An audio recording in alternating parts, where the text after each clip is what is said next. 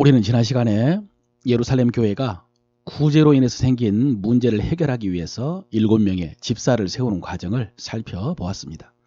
사도들은 이 문제가 자신들이 접대 사역에 신경 쓰느라 말씀과 기도에 소홀했기 때문에 생긴 문제라고 판단을 하고 그 일을 일꾼들에게 맡기고 자신들은 오로지 기도하는 일과 말씀 사역에 힘쓰겠다라고 했습니다. 그 결과 예루살렘 교회는 하나님의 말씀이 더 왕성하여 제자의 수가 더 심이 많아지고 허다한 제사장의 무리도 복종하는 부흥의 역사가 일어났습니다. 오늘 본문은 그 7 집사 가운데 한 사람인 스데반에 관한 말씀입니다. 6장 8절 이하에 보면요.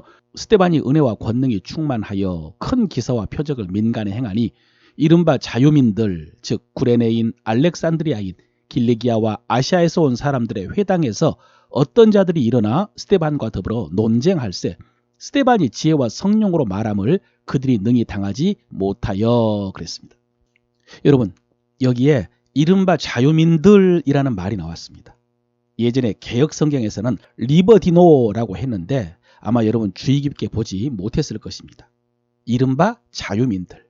여러분 이 사람들은 과거에 노예로 끌려갔다가 이제는 자유를 얻어서 돌아온 유대인들의 후손입니다. 여러분 이스라엘 백성들 유대인들은 아수르 바벨론 포로뿐만 아니라 헬라 제국과 로마 제국을 거치면서 많은 전쟁이 있었고요. 수많은 사람들이 전쟁 포로로 끌려갔습니다. 전쟁에 노예로 끌려갔으니까 얼마나 고생을 했겠습니까? 그런데 그 노예에서 자유를 얻은 것입니다. 그들 후손 중에 이스라엘로 유대로 귀국을 한 사람들이 예루살렘 근처에 모여 살았습니다. 그리고 같은 지역에서 온 사람들끼리 모이는 회당이 있었습니다. 그 회당이 자유민의 회당입니다. 개역성경의 이름으로 리버디노라고 했습니다. 그래서 당시에 예루살렘에는 이 자유민의 회당이 2개 있었다고 합니다. 이집트를 비롯해서 남부 아프리카에서 온 사람들이 모이는 회당과 길리기아, 소아시아 등 지금의 터키, 유럽에서 온 사람들이 모이는 회당입니다. 어쩌면 스데반도 처음에 이 회당을 다녔던 헬라파 유대인이었는지 모르겠습니다. 그래서 스데반이 이 회당에 가서 복음을 전하다가 이 사람들과 논쟁이 붙었습니다. 여러분 노예로 팔려갔다가 고생해서 자유를 얻었고 그리고 고향으로 돌아온 유대인들. 다른 수많은 유대인들은 다들 해외에서 그냥 살고 있는데 예루살렘으로 돌아온 유대인들은 얼마나 그 신앙과 민족성이 투철했겠습니까? 우리나라로 말하면 6.25 전쟁 후에 월남에서 서울에 교회를 세워서 신앙생활하던 성도들인 셈입니다. 이분들은 반공 사상도 투철했지만은 신앙도 얼마나 투철했습니까? 그런데 이런 사람들의 회당에 가서 스데반이 복음을 전하다가 그들과 논쟁을 했는데 이 사람들이 스데반을 이기지 못한 것입니다. 당하지 못했다고 그랬습니다. 그러자 이 사람들이 거짓 증인을 매수해가지고 스데반을 고발을 했습니다. 스데반이 율법을 거슬려 말했고 그리고 성전을 모독했다는 것입니다. 그래서 스데반이 공회에 끌려갔습니다. 산헤드린 공회죠. 거기서 사람들이 스데반을 보았더니 그 얼굴이 천사의 얼굴과 같더라라는 말씀이 오늘 본문입니다. 어떻게 그럴 수가 있었을까? 여러분 사실 이 말씀은 다음에 7장으로 이어지는 말씀과 같이 이해를 해야 됩니다. 7장에 보면은 이 공회에서 스데반이 했던 긴 설교가 나오고요. 53절까지. 마지막에 스데반이 돌에 맞아 순교하는 장면이 나옵니다. 사실은 이 모든 사건을 같이 이해를 해야 됩니다. 지금 천사와 같은 스데반의 얼굴은 그 내면이 드러난 것입니다. 그럼 성경이 증거하고 있는 스데반의 내면은 어떤가? 내면 충만했다라고 했습니다. 여러분 충만하다는 말씀은 가득 찼다는 뜻이고 흘러 넘친 것입니다. 그것이 얼굴로 나타난 것입니다. 그럼 스데반은 무엇으로 충만했느냐? 무엇이 그 마음에서 가득하고 흘러 넘쳐서 얼굴이 그렇게 천사의 얼굴처럼 보였느냐? 지난 시간에 살펴본 것처럼 일꾼을 세운 기준에 있어서 먼저 스데반은 성령과 지혜가 충만했습니다. 그런데 또 오늘 6장 8절에 보면 스데반이 은혜와 권능이 충만하여 큰 기사와 표적을 민간에 행하니 그랬습니다. 은혜와 권능이 충만했고요. 10절에도 스데반이 지혜와 성령으로 말함을 그들이 능히 당하지 못하여 그랬습니다. 역시 지혜와 성령이 충만했는데 그것이 복음 증거하는 것으로 나타났습니다.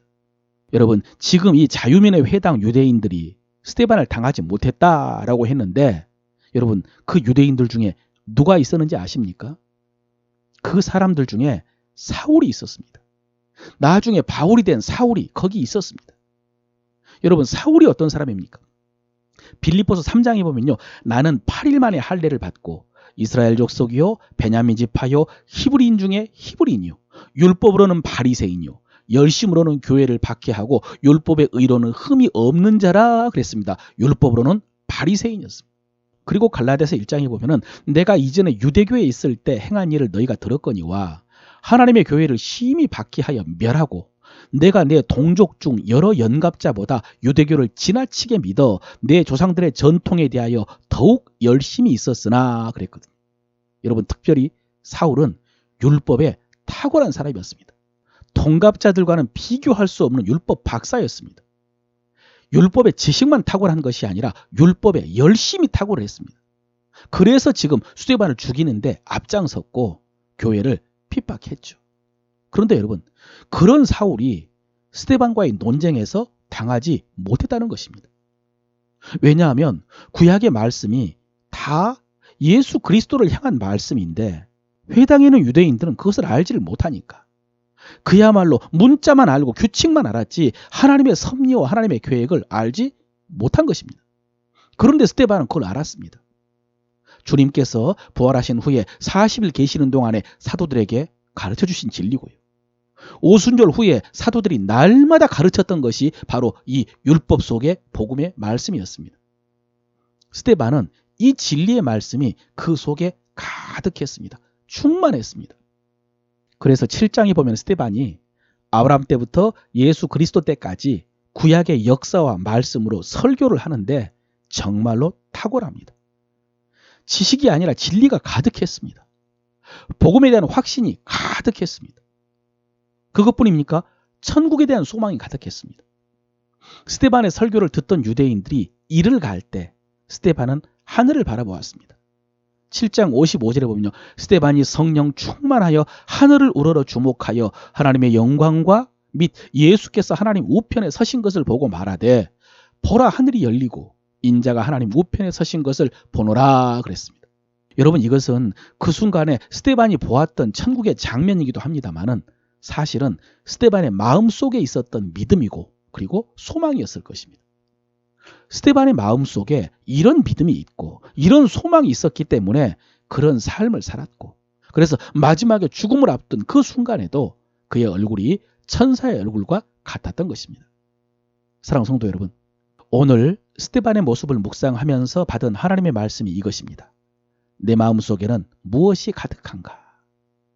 예, 스데반의 마음속에는 성령과 지혜와 권능과 말씀과 믿음과 소망이 가득했는데 그래서 성도들에게도 칭찬을 받고 직분도 받고 충성스럽게 사명을 감당하고 순교하기까지 복음을 증거하면서 그 얼굴이 천사의 얼굴과 같았다라는 증거를 받았는데 우리 속에는 무엇으로 충만한가? 그래서 그 충만한 것이 넘쳐서 내 얼굴은 어떻게 보이는가? 여러분 어떻습니까? 여러분 마음속에 내 생각이나 내 감정이 아니라 성령으로 충만하시기를 바랍니다. 지식이 아니라 진리로 충만하시기를 바랍니다.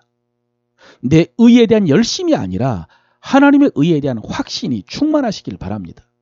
그리고 이 세상에 대한 욕심이 아니라 천국에 대한 소망으로 충만하시기를 주의 이름으로 축원합니다.